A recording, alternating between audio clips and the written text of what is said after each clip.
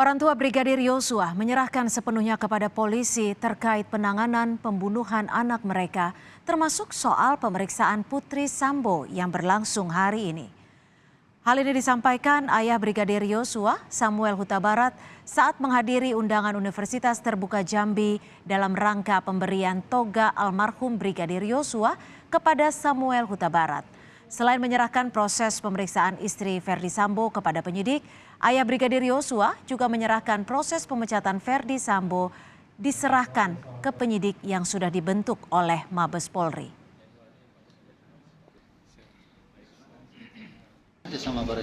Ken, CG3 lokasi berarti jangan dipakai. Terkait pemecatan Verdi Sambo tadi, tanggapan gimana Pak? Semuanya kita serahkan aja sama ya, sudah ada yang khusus untuk. Berarti semuanya kita serahkan ke. Iya, kita percaya aja sama tim yang sudah dibentuk Pak Kapolres. Saudara, setelah sempat tertunda karena sakit, istri Verdi Sambo, Putri Chandrawati menjalani pemeriksaan sebagai tersangka kasus pembunuhan berencana Brigadir Yosua. Kapolri Jenderal Listio Sigit Prabowo telah mengatakan pemeriksaan Putri akan menjadi salah satu kunci mengungkap kasus pembunuhan Yosua. Lebih jauh soal pemeriksaan Putri, pengungkapan motif dan juga jerat pidana yang mengancamnya. Kita akan mengulas bersama pengacara keluarga Brigadir Yosua, Martin Lukas Simanjuntak, serta pakar hukum pidana yang juga pengamat kepolisian, Hamidah Abdurrahman. Selamat malam Ibu Hamidah dan Pak Martin. Selamat malam Mbak Cynthia. Mbak Cynthia. Ya, Selamat saya malam, akan. Bu Hamidah. Terima kasih waktunya bergabung bersama kami di Kompas Malam. Saya akan ke Ibu Hamidah terlebih dahulu. Hari ini merupakan pemeriksaan perdana Putri Chandrawati sebagai tersangka. Dan pada tahap awal ini biasanya apa saja yang akan digali oleh penyidik ya Bu Hamidah?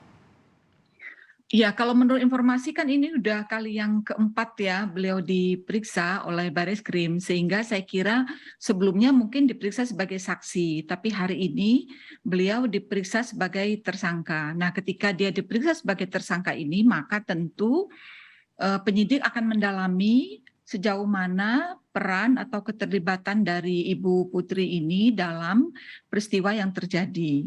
Jadi ini tidak lagi mungkin membahas hal-hal yang berkaitan mungkin dengan identitas dan seterusnya itu, tetapi sudah masuk kepada materi yaitu tentang keterlibatan Ibu Putri. Nah, kalau kita melihat mungkin selama ini perkembangannya kan memang sangkaannya terhadap Ibu Putri ini cukup berat ya di dalam penetapan tersangkanya.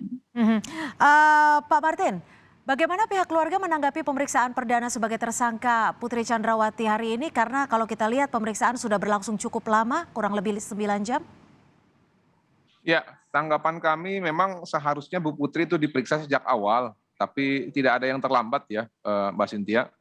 Nah, mengenai pemeriksaan hari ini, saya khususnya ya mewakili tim kuasa hukum meminta ya sesuai dengan pasal 21 Kitab Undang-Undang Hukum Acara Pidana ya, penyidik memiliki kewenangan subjektif maupun kewenangan objektif gitu ya untuk menahan tersangka.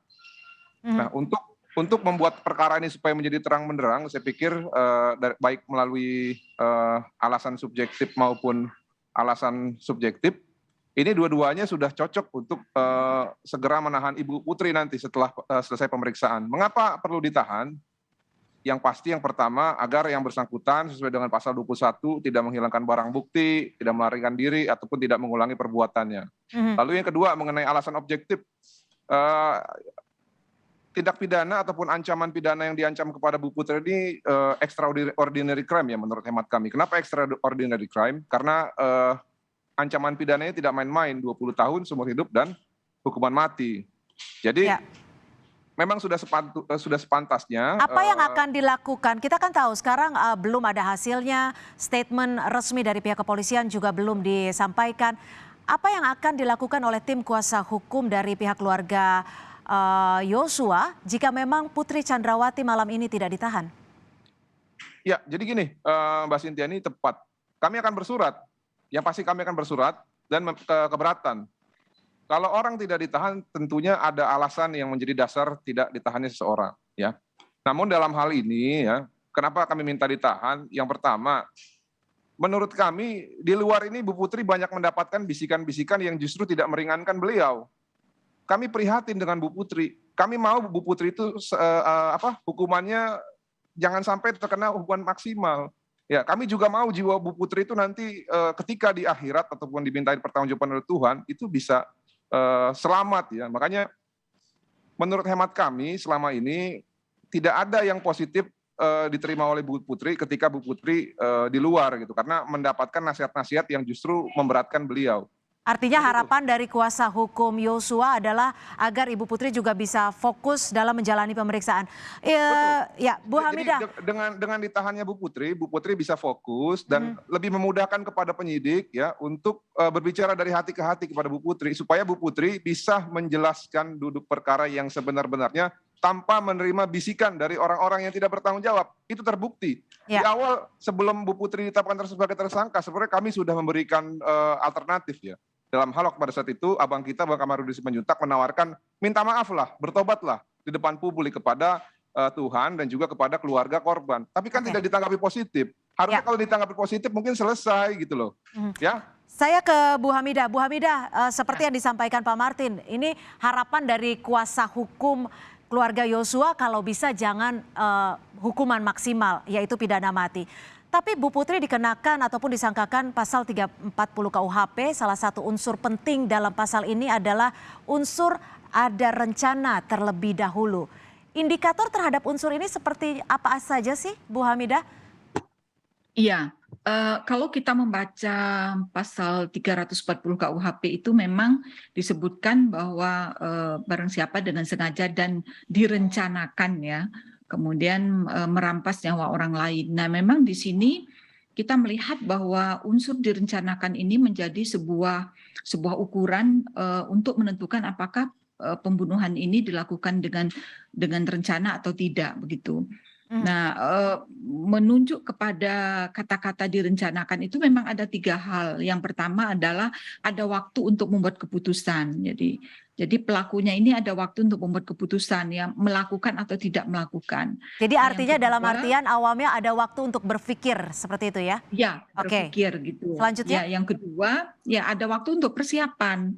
Nah, persiapan ini mungkin menyangkut apakah dia menyiapkan senjatanya, misalnya alat untuk melakukan pembunuhan, tempat, dan lain-lain begitu. Nah, yang ketiga ada waktu untuk melaksanakan. Nah, sehingga pasal 340 ini memang klasifikasinya bersifat khusus ya, karena memang ini pembunuhan berencana yang sangat serius begitu, dan sehingga unsur persiapan ini memang harus dibuktikan begitu, dibuktikan di dalam penyidikan ini memang harus apakah memang betul ada waktu yang jeda waktu begitu di mana pelakunya itu sempat berpikir, sempat mempertimbangkan, kemudian sempat mempersiapkan gitu. Ya, Bu Hamidah, ketika dalam pemeriksaan nanti pemeriksaan lanjutan juga ada 3 unsur ini dipenuhi, ada waktu berpikir, ada persiapan dan juga ada melaksanakan. Apakah ini artinya Ibu Putri Chandrawati bisa dikenakan hukuman maksimal? Jikapun tidak, ada faktorkah yang bisa meringankan Putri Chandrawati? Nah, khusus untuk Ibu Putri ini saya masih menunggu hasil penyidikan ya, karena begini, kan di dalam pasal 340 itu di samping unsur dengan sengaja dan merencanakan kan harus ada perbuatan merampas nyawa orang lain. Nah, apakah Ibu Putri ikut serta gitu ya? Ikut merampas nyawa orang dalam pengertian dia melakukan sesuatu, misalnya seperti yang kita sudah baca di banyak media, misalnya tadi menembak ya, atau melakukan sesuatu lain. Nah, sampai saat ini kan saya belum memiliki fakta ini bahwa Ibu Putri ini melakukan sesuatu yang menyebabkan orang lain meninggal dunia. Namun kalau kita melihat sangkaan terhadap Ibu Putri ini juga dihubungkan dengan pasal 55 dan pasal 56. Ya.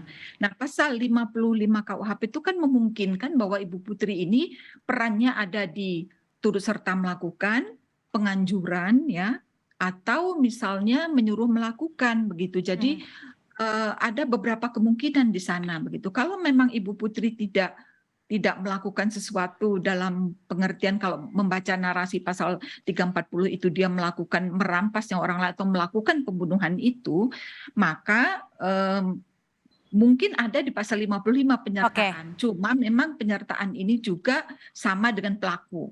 Ya. Tanggung jawabnya. Artinya masih ada perlu pembuktian dan juga pemeriksaan lanjutan. Pak Martin, ini kan Kapolri menyebut dalam RDP Rabu kemarin bahwa motif pembunuhan adalah perselingkuhan atau pelecehan. Bagaimana keluarga merespon hal ini? Karena kan kita tahu bahwa laporan soal pelecehan ini sudah di SP3-kan. Ya, jadi gini, memang pada saat itu dari RDP ya saya lihat bahwa Pak Kapolri itu menjawab dari pernyataan ya ataupun pertanyaan dari Bapak Syarifudin Suding ya dari Komisi 3. Nah, ini kan semua sumbernya kalau kita lihat ya, ini kan sumbernya dari BAP. BAP tersangka dan juga BAP saksi. Yang jadi pertanyaan adalah apakah kita masih bisa mempercayai keterangan dari para pembohong? Ya. Saya bukan bilang Komisi 3 yang pembohong, bukan bilang Pak Kapolri yang pembohong, bukan. Tapi yang membuat sumber itulah yang kita bilang pembohong. Di mana bukti kebohongannya?